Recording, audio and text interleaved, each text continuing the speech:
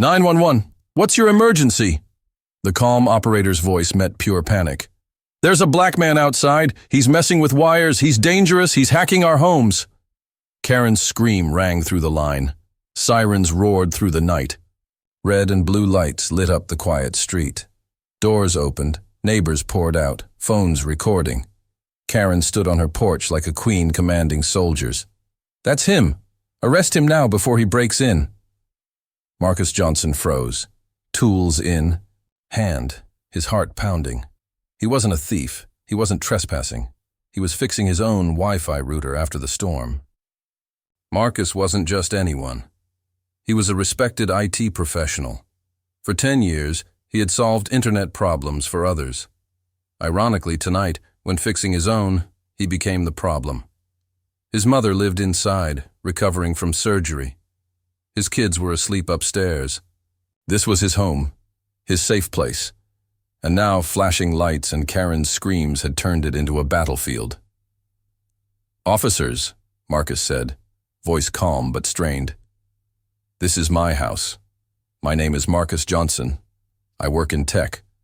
I'm repairing." "My connection." Karen cut him off with venom. "He doesn't belong here. Look at him. He's lying. He's dangerous." Whispers spread through the crowd. Doubt mixed with fear. Officer Reyes approached, hand resting on his holster. Another. Officer flanked Marcus, ready to act. Marcus could see his reflection in their eyes, a suspect before he could be a man. Phones clicked. Children peeked from windows. The entire street held its breath. Karen yelled louder. "If you don't arrest him, you'll regret it. People like him destroy neighborhoods." The words stung. Marcus's jaw clenched. But he stayed calm. He knew one wrong move could destroy everything. Slowly, he handed over documents. His driver's license, utility bills, even his work ID. His name, his address, proof he belonged. Reyes studied them carefully. He looked up, frowning. Something wasn't right. Why would a homeowner carry so much proof unless he knew he'd need to defend himself? Reyes muttered into his radio. "Dispatch, run a check." Minutes dragged on. The crowd buzzed like bees, tension thick. Marcus stood silently, sweat beading on his forehead. Karen folded her arms, smirking. "You'll see. He's a liar. Arrest him before it's too late." The dispatcher's voice crackled. "Be advised, the caller has prior incidents of false 911 reports." Gasps rippled through the street. Reyes narrowed his eyes. "Repeat?" The voice came again. "Caller, Karen Whitfield. 3 previous cases, all dismissed. Same pattern, accusing people of color in her neighborhood." The crowd shifted. Murmurs turned into judgmental stares at Karen. But Reyes wasn't done. "Check her records deeper. Financial, tech complaints." Seconds stretched like hours. Karen's smug look flickered into nervousness. She tapped her foot, muttering, "This is ridiculous. You're making a mistake." Finally, the radio crackled again. "Additional info.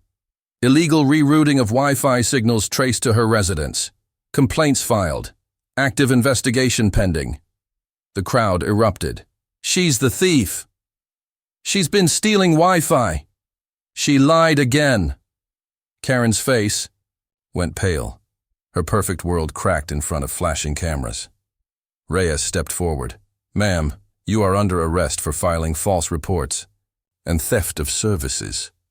Karen stumbled back, shrieking, "No, this isn't fair. He's tricking you." But no one believed her anymore. Neighbors who once trusted her now shook their heads in disgust. Some shouted back, "Shame on you. How many people did you lie about?" The cuffs clicked shut. Cameras recorded every second. Karen's empire of lies collapsed in her own driveway. Marcus finally breathed. Relief washed over him. But instead of anger, his voice carried only truth. Maybe one day, we'll stop being judged for who we are and finally be seen for what we do. The street fell silent. His words echoed louder than Karen's screams. Neighbors lowered their phones, shame burning in their eyes. And then applause. Slow at first, then stronger. Not for the police, not for the arrest, but for Marcus's dignity, for his strength under fire. Karen was led away in handcuffs, her lies exposed. Marcus walked back inside his home, not as a suspect, not as a victim, but as proof that truth always shines through the darkest lies.